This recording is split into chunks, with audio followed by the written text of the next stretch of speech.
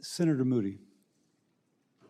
Thank you, Mr. Chairman. Appreciate all the witnesses being here today. I'm also, again, today, like I was yesterday, shocked as my colleagues come into a hearing and we really need to address something incredibly important. I am a mother. I'm one of the first working mothers in the Senate of a school-aged kid right now, one of the first generations of parents dealing with the dangers to our children, both in social media and now AI.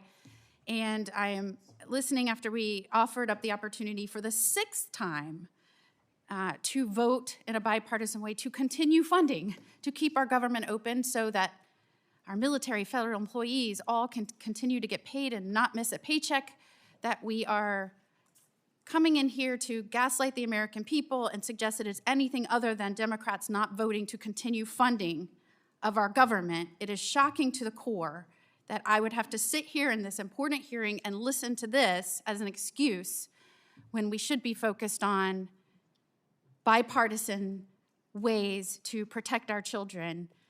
All they have to do is show up. Maybe on the 7th try, they can vote to continue funding and keep our government open. That would be great. As a mom, I am incredibly proud to be here and tackle this issue of AI. I am dealing with a child in school right now. As Attorney General, I had to fight for protections for children and social media. Lawmakers around the country are grasping of how do we protect our children from predators reaching them, from just horribly atrocious, inappropriate material being pushed to them, from the physical effects as a result of the rapidly escalating technology. I fear we're now facing, with AI, the wild, wild west in terms of how do we truly protect our children when companies are admittingly saying they want to push this technology as fast as possible in the most optimistic way, maybe to help children and healthcare and other ways. In the worst way, maybe to make a profit without understanding the real dangers that are present for human beings and particularly children. And now the predators may not even be real people. And that is very scary to parents right now. And you're hearing a lot of emotion from senators, I think, because they are parents themselves dealing with this at home. And being from Florida, we've already seen a child commit suicide as a result of a discussion with a chatbot in the allegations.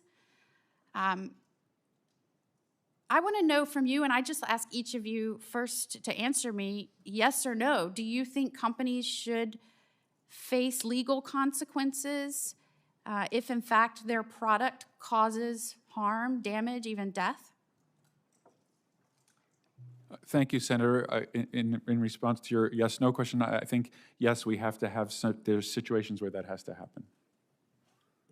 I think we need standards of care and standards that, again, can be pursued in court in liability. Yes. Absolutely. Absolutely. Yes, and this is exactly for our workers has been a huge issue at Fenway Park. I'll just for 2 seconds.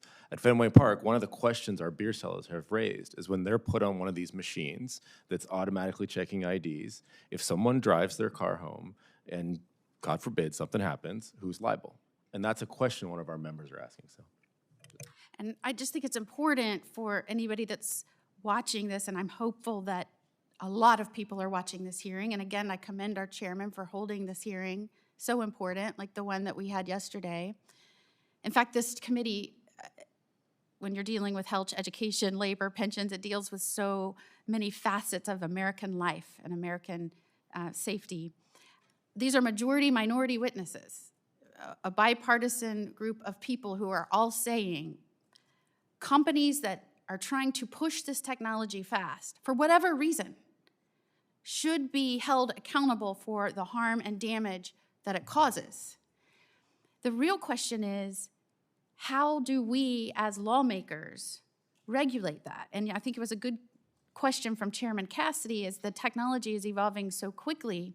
I mean, his recommendation is, do we need AI to regulate AI? I mean, obviously we are not AI. We are merely humans.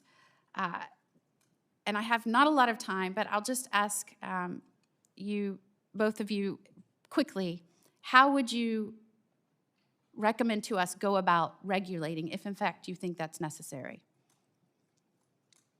Thank you, Senator. Very briefly, the regulation at this point has to be high-level principles because the more detailed you get, the more things will change and it'll become out of date. So it has to be principle-oriented, and it can't be in the weeds because anything you know about AI has an expiration date of 3 months. With legal remedies available.